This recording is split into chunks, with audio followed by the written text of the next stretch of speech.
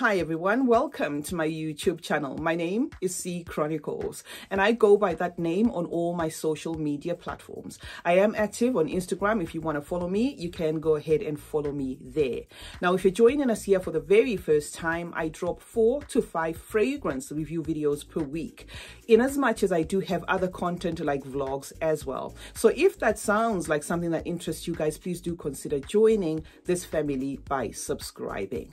Now, to my returning subbies and supporters, thank you so much guys for the continued support. I appreciate you and I see you always in the comment section. Now, welcome to a fragrance review video. This is by popular demand. Today we have Lattafa Mohra Silky Rose. I've had requests to review this since last year, and the most recent being one subscriber that came to my DM and said, could you review this fragrance, because I think they said they've either bought it or they want to buy it. So yes guys, we have Lattafa Mohra Silky Rose today, and this is the packaging. It's not as dramatic as some of the Lattafas, but it is a gigantic box. Okay, and let me say again, they have 2 in this range. The other one is black and it's called Mohra, and I have reviewed that one. It's marketed unisex. I'm also going to pin it in the description for ease of reference in case you want to watch this, and then go ahead and watch the second one. Now, this is the bottle, guys. It's a beautiful frosted looking bottle, simplistic in a way with that tassel, and it does say Mohra there and that gigantic cap. Before we sprayed, I noticed one thing. My Mohra, the original that I reviewed, does not have, like, you know, that glue. So with this one, they've gone ahead and secured it. I complained in the last video about the other one because the tassel was all over the place. You know, I didn't know whether to throw it away or what, because it kept on moving. So it looks like they've done something about it. Now, as usual, I'm going to spray it on my arm for those who want to see the atomizer. So Lattafa Mohra Silky Rose's atomizer sprays like this. It gives like a broad mist. Now, this fragrance opens up with a lightly sweet, lightly floral, almost fruity, baby powderish, almost lotiony thing. And that is immediately followed by a honeyed sweetness there and something that feels like a citrus. But I'm going to say the citrus feels a lot like mandarin orange because this fragrance is not sour, okay? And then there is a mysterious feel of that fruitiness, which is something that occurs when a fragrance has, say, plum in it. So what I'm saying is it could be that plum, just adding an element of mystery, or there could be no plum at all. And then there is a light rose nuance to this fragrance. Now, let me say I did do a Lattafa dupe compilation list some time ago where I likened this fragrance to Penhaligon's Elizabethan Rose. But let me correct that narrative, because yes, there is a rosy nuance here, and yes, there is a plummy nuance there, and that's what I can say are probably the similarities, and a little bit of that honeyed feel. But I think I've kind of established what this fragrance is duping. This fragrance has been likened to Delina. Let me correct that right away. This fragrance has nothing to do with Delina. It doesn't smell like Delina.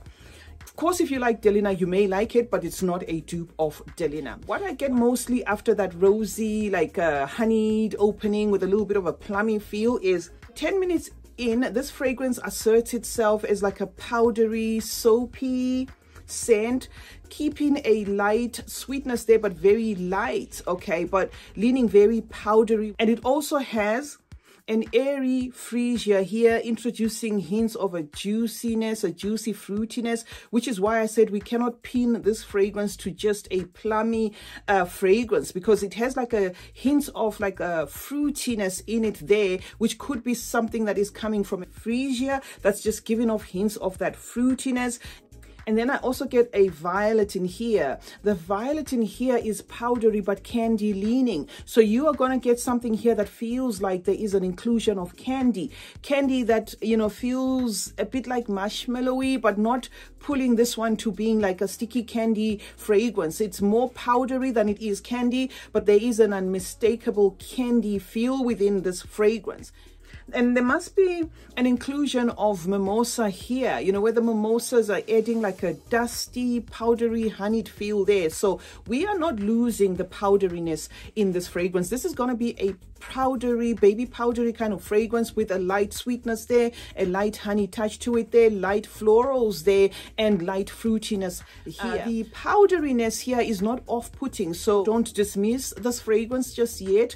The powderiness here just adds to the delicateness of the DNA. It comes across as a very polite kind of fragrance, very feminine kind of fragrance, you know, with like a lot of innocence to it. Now, unfortunately, because of that, it's going to be a fragrance that's more intimate, and you, the wearer, mostly smelling this than you know, other people. It's not going to be a fragrance that's going to project the most. Picture this: say you bathed a little baby, and you put some lotion on them and baby powder and all that. A baby has got that scent around them that is just nice and delicate and lightly sweet, without necessarily, you know, having like, oh, your baby smells of perfume. So this is what I can say this DNA is mostly like. So to cut to the chase, guys, Lattafa's Mohra Silky Rose is more in line with Penhaligon's The Favorite as opposed to Elizabethan Rose. In as much as it has that light rosy feel, I think they were going for The Favorite here, possibly playing around, of course, with the DNA to give, you know, their own take, but I get mostly The Favorite that I do get Elizabethan Rose. And how this fragrance performs, guys, is it is a fragrance that you will totally be able to smell.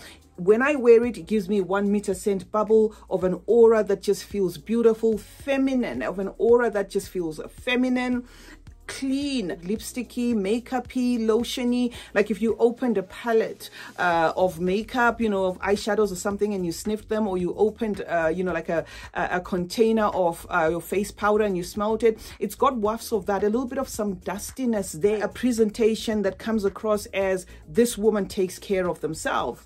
It doesn't come distinctly as a fragrance that a person can come to you and say, oh, what is that fruity fragrance you're smelling of? Oh, what is that, you know, like, what is that floral fragrance you're smelling of? It's going to be more of, oh, they smell a powderiness around you, but an elegant, powdery feminineness around you. So it's a fragrance that's going to just blend with everything else that you already have, as though you're, you know, somebody who wears the, you know, beautifully smelling lotion, who has your hair scented, who maybe has even body oil, and it's just there to complement everything. It just comes as part of the package that's already existing, but making you, of course, smell elegant.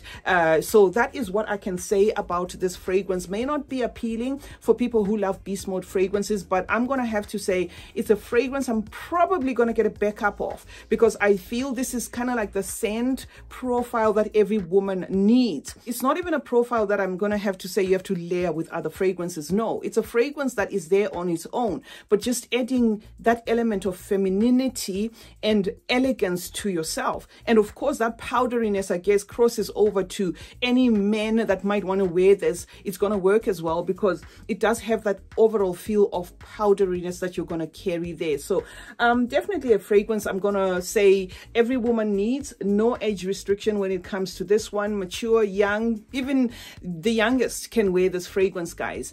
And in terms of longevity, I would say because of its powdery nature, you are going to smell this fragrance for 5 hours, even 6 hours in, depending on sprays. So yes, guys, that is what I can say about Lattafa Mohra Silky Rose. I hope this is helpful to anybody who wanted to hear my take on it.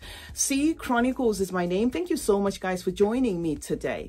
Let's meet in the comment section where we obviously discuss more about fragrances. Do you have this fragrance? Did I nail the description? Were you planning on purchasing this fragrance? Do I recommend it? I would say absolutely. Also, turn on post notifications, guys, and remember to subscribe. If you haven't, then why not? And remember that smelling good is a form of good manners. Cheers.